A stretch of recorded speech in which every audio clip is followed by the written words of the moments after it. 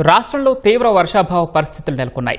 కృష్ణానది పరివాహక ప్రాంతాల్లో అతి తక్కువ వర్షపాతం నమోదు కావడంతో ఆల్మట్టి, నారాయణపూర్ ప్రాజెక్టులు దాటి తెలుగు రాష్ట్రాల్లోని జూరాల, శ్రీశైలం ప్రాజెక్టులకు చొక్క నీరు కూడా రాలేదని జలవనరుల శాఖ అధికారులు తెలిపారు. కృష్ణా డెల్టాకు ప్రస్తుతం పట్టిసీమ నీరే ఆధారంగా మారిందన్నారు. ఈ నీటితో కూడా వరి సాగు కష్టమని చెప్పారు. తాగునీరే తొలి ప్రాధాన్యం, ఆ తర్వాత ఏమైనా నీరు ఉంటే ఆరుతడి పంటలకు ఇస్తామని చెబుతున్న జలవనరుల శాఖ ఇంజనీర్ ఇన్ చీఫ్ నరసింహమూర్తితో మా ప్రతినిధి సాయికృష్ణ ముఖాముఖి. సూపర్ ఎల్నినో ప్రభావంతో రాష్ట్ర వ్యాప్తంగా లోటు వర్షపాతం నమోదవుతోంది. ముందుగా నిపుణులు ప్రకటించిన దానికంటే అధికంగా ఈసారి దేశవ్యాప్తంగానూ లోటు వర్షపాతం నమోదవుతోంది. ఈ పరిస్థితుల్లో రాష్ట్రంలో సాగునీటి ప్రాజెక్టుల్లోకి చుక్క నీరు రాని పరిస్థితి ఉంది. కృష్ణా డెల్టాకు వరదాయినిగా మారిన పట్టిసీమ నుంచి కూడా అతి కష్టం మీద గోదావరి జలాలు ఎత్తిపోస్తున్న పరిస్థితి. రాష్ట్రంలో తాజాగా సాగునీటి ప్రాజెక్టుల్లో ఉన్న నీటి నిల్వలు, వీటిని పంటలకు ఎలా సరఫరా చేస్తారన్న అంశాలకు సంబంధించి జలవనరుల శాఖ ఇంజనీరింగ్ చీఫ్ నరసింహమూర్తి ఉన్నారు. వారిని అడిగి వివరాలు తెలుసుకున్నాం. సార్, ముందుగా నిపుణులు చెప్పారు ఎల్నినో ప్రభావం ఉంటుందని. దాని ప్రభావం ఎంత మీద జలవనరుల శాఖపై పడింది? సో ఈ సంవత్సరం ఎల్నినో ప్రభావం వర్షపాతం పైన ఇప్పటి వరకు 51% లోట్లో ఉన్నాము. సో మొదటి ఫోర్కాస్ట్ లో 20% లెస్ అన్నాము. బట్ ఈ సంవత్సరం అది తీవ్రత వల్ల, ఎల్నినో తీవ్రత వల్ల 51% లోట్లో ఉన్నాము. ఆంధ్రప్రదేశ్కే కాకుండా అన్ని రాష్ట్రాల్లో కూడా ఇదే వరవడి ఉండడం వల్ల కృష్ణా నదికి, గోదావరి నదికి ఫ్లోస్ తగ్గిపోయాయి. ఇంకా ఆల్మట్టి, నారాయణపూర్, జోరాల్లో 50 టీమ్స్ పైనే ఫ్లడ్ క్వశ్చన్ ఉంది. అలాగే తుంగభద్ర డ్యామ్ లో 70 టీమ్స్ పైనే ఫ్లడ్ క్వశ్చన్ ఉంది. అవన్నీ నిండితే గానీ శ్రీశైలంకి రావు, అలాగే సాగర్కి రావు. శ్రీశైలంలో 174 టీఎంసీలు, సాగర్ లో 174 టీఎంసీలు ఫ్లడ్ క్వశ్చన్ ఉంది. సో ఇవన్నీ నిండడానికి వర్షపాతం తక్కువ నమోదైనందుకు ఛాన్సెస్ తక్కువ ఉన్నాయి. కాబట్టి సో మనం పులిచింతల నీరు డ్రింకింగ్ వాటర్కే మనం నిలుపుకోవాలి. పులిచింతలలో 25 టీఎంసీలు వాడగలిగే సామర్థ్యం ఇప్పుడు ఉంది. కానీ ఇప్పుడు అవి మనం పంటలకి వాడుకోలేము. జూన్ 20-27 వరకు త్రాగునీటి అవసరాలకి మనం దాచుకోవాల్సిన అవసరం ఉంది. ఇప్పుడు కేడీఎస్ కి గోదావరి నదిలో ఉన్నటువంటి ఫ్లోస్ ని పట్టిసీమ ద్వారా, ఆర్ఎంసీ కాలువ ద్వారా మనకి కృష్ణా డెల్టాకి మనం సరఫరా చేస్తున్నాము. సో గోదావరి నదిలో కూడా ఫ్లక్చుయేషన్స్ ఉండడం వల్ల, ఎప్పుడూ లేని విధంగా తగ్గుముఖము ఎక్కువడం తగ్గువడం అవడం వల్ల ఒకప్పుడు 100-120 రోజులు ఉన్నటువంటి కాలము ఇప్పుడు 60-70 రోజులకు తగ్గింది. కాబట్టి ఫ్లడ్ పీరియడ్ సో మనం ఎక్కువగా తరలించే అవకాశాలు కూడా లేవు. కాబట్టి కృష్ణా డెల్టాలో కూడా వరి పంటకి మనం నీరు ఇచ్చే పరిస్థితి లేదు. కాబట్టి ఇచ్చిన నీరు ముందు త్రాగునీటి అవసరాలకి, తర్వాత ఏమైనా నీరు ఉంటుందో ఆరుతడి పంటలకు వేసుకోవాల్సిందిగా మేము రైతులకు విజ్ఞప్తి చేస్తున్నాం. ఇప్పుడు పట్టిసీమ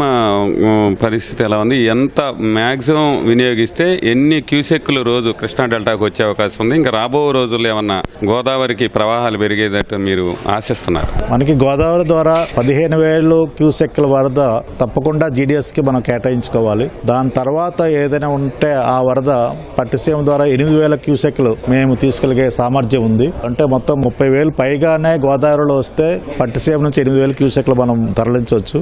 అంతకంటే తక్కువ వస్తే అన్ని పంపులు మనం ఆన్ చేయలేము, అవి రన్ చేయలేవు. అప్పుడు తగ్గిపోయే అవకాశాలు ఉన్నాయి. సో ఈ విధంగా ఒకే యూనిఫామ్ గా 8,000 క్యూసెక్లు ఇస్తామన్నటువంటి నమ్మకాలు సన్నగిల్లుతున్నాయి. సో అందువల్ల ఆ నీరు కూడా సరిపోదు.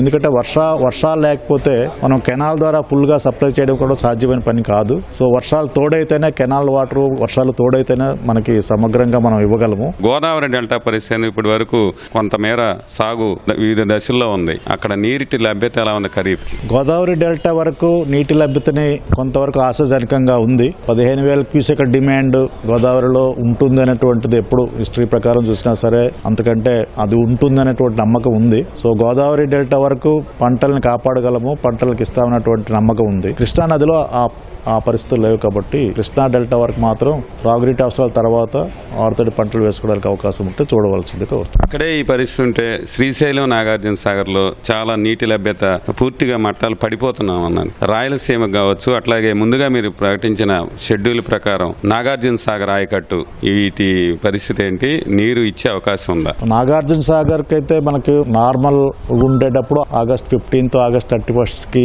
పంటకి సరఫరా చేయడం అలవాటు. బట్ ఇప్పుడైతే అది జరగదు. మనకి ఇంకేదైనా అనుకోకుండా ఎక్కడైనా సరే పెద్ద వర్షాలు, క్లౌడ్ బర్స్ట్ జరిగితే అది కూడా ఆ ప్రాంతాల్లో జరిగి అది వస్తే మనకు అవకాశం అప్పుడు కూడా వరికి ఉండదు.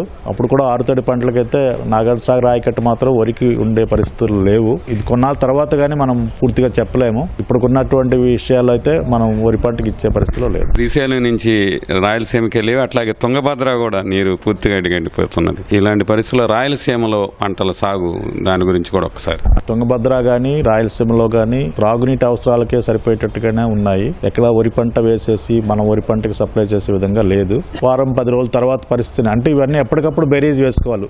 ఈ రోజు స్టాండ్స్ కాకుండా ప్రతి వారం 10 రోజులకి పరిస్థితులను బేరీజ్ వేసుకుని నిర్ణయాలు తీసుకోవాల్సిన అవసరం ఉంది. కాబట్టి ముందు త్రాగునీటి అవసరాలే తీర్చుకోవడానికి ప్రయత్నం చేస్తాం. తర్వాత ఏమైనా ఉంటే ఆరుతడి పంటలు అక్కడ ఉన్నటువంటి లోకల్ రీజియన్స్ రిజర్వాయర్స్ బట్టి డిసిషన్ తీసుకోవాలి. ఇంకా మనకి అనుకోకుండా ఇంకా ఎక్కువగా నీరు సమకూరితే అప్పుడు ఆ నిర్ణయాన్ని మళ్ళీ ప్రభుత్వం ప్రకటిస్తుంది. ఈ రాష్ట్రంలో సూపర్ ఎల్నిలో ప్రభావంతో జలవనరుల శాఖకు మాత్రం తీవ్రమైన ఇబ్బందులు నెలకొన్నాయి. అన్ని ప్రాజెక్టుల్లో కూడా నీరు రాని పరిస్థితి ఉంది. ప్రస్తుతం ఉన్న నీటి లభ్యత ప్రకారం కృష్ణా డెల్టాలో మాత్రం వరి సాగుకి కొంత ఇబ్బందికర పరిస్థితి ఉంది. కాబట్టి ఆరుతడి పంటల వైపే వెళ్లాలని చెప్తున్నారు రాష్ట్ర జలవనరుల శాఖ ఇంజనీరింగ్ చీఫ్ నరసింహమూర్తి. అలాగే ప్రభుత్వం నీరు భవిష్యత్తులో వచ్చిన తర్వాత ఆ ప్రకారంగా విడుదల చేస్తాం కాబట్టి అప్పుడు అనుకూలతను బట్టి పంటల సాగుకి ప్రణాళిక సిద్ధం చేసుకోవాలని ఆయన రైతులకైతే పిలుపిస్తున్నారు. కెమెరామెన్ నాగేంద్రతో సాయి కృష్ణ, ఈటీవీ న్యూస్.